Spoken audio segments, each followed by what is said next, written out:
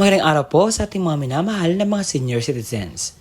Sa araw po na ito ay pag-usapan po natin ang 3,000 pension na mag-payout po sa August 3, 2026. Mga importanteng mga announcement ay dapat nyo pong malaman. Dahil sa araw po na ito, ibibigay ko po ang 6 na bagay na dapat nyo po makuha sa paggawa ko ng vlog. Una na riyan ang mga lugar kung saan may magaganap na payout sa social pension for indigent senior citizens. Pangalawa, ano ang oras po ng inyong payout? Pangatlo, saan po ba gaganapin ang payout? Pang-apat, ano ba ang mga kompleto requirements na dapat mong i-ready? At pang-lima, mga pangalan sa nakalista sa kukuha po ng payout. At pang-anim ay mga dagdag kaalaman patungkol po dito. Kaya naman, inaanyayahan kita na tapusin mo ang video na ito hanggang sa dulo na sa gayon makuha mo ang punto ng video kong ito.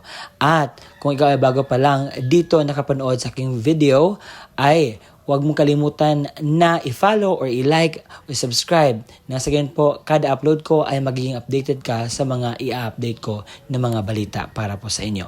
At hindi ko napapatagalin pa ang storyng ito dahil gusto ko pong malaman ninyo ang mga bagay na dapat ninyong makuha.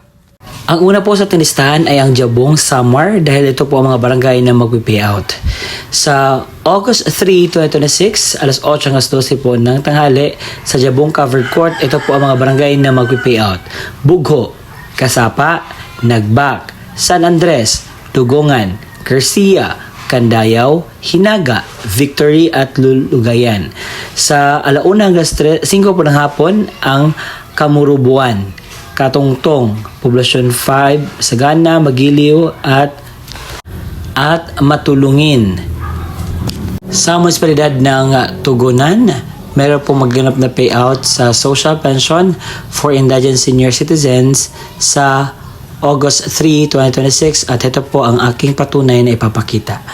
Ito po ay magaganap sa Barangay Balong at ang payout venue po ay sa Madrasa Balong.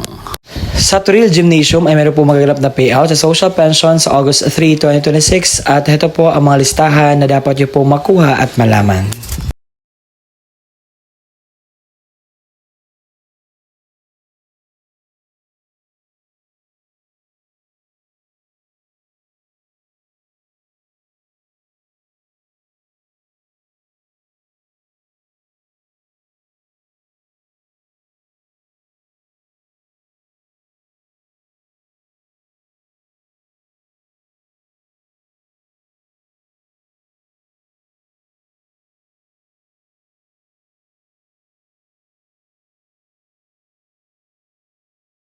Ang mga lugar kung saan may magaganap na payout o bigayan ng pensyon para sa ating mga minamahal na kwalipikadong senior citizens. Sa mga nagtatanong, sir, totoo ba itong sinasabi mo? Hindi ba ito fake news? Hindi po iyan fake news dahil naka-include na po ang mga details na dapat nyo pong ma-inculcate, malaman, maramdaman. Kasi gusto ko pong sabihin sa inyo, dahil maraming nasabi, fake news namang sinasabi nyo. Hindi po ito fake news. Ito ay batas po ang social pension for indigent senior citizens. At kung hindi ko man nakita ang inyong mga lugar, you can just go to the near barangay sa inyo at alamin kung meron na bang update sa inyong social pension for indigent senior citizens.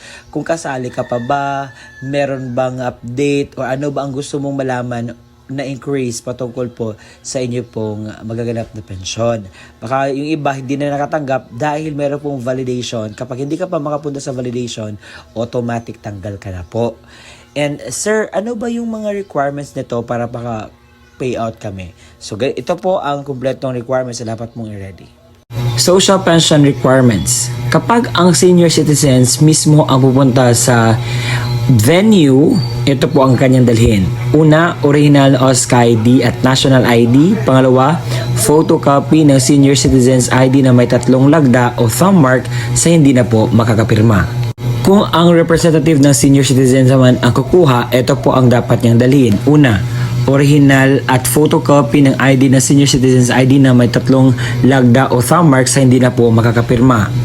Original at photocopy ng valid ID ng representative o government issued ID lamang na may 3 lagda o thumb marks sa hindi na po makakapirma. Sulat, pahintulot or authorization letter mula sa senior na mayroong pirma, thumb mark at naayon sa format mula sa DSWD, makukuha po ito sa inyo pong barangay. Pang-apat, kopya ng litrato ng senior citizens na may kasamang representative na may hawak na updated newspaper.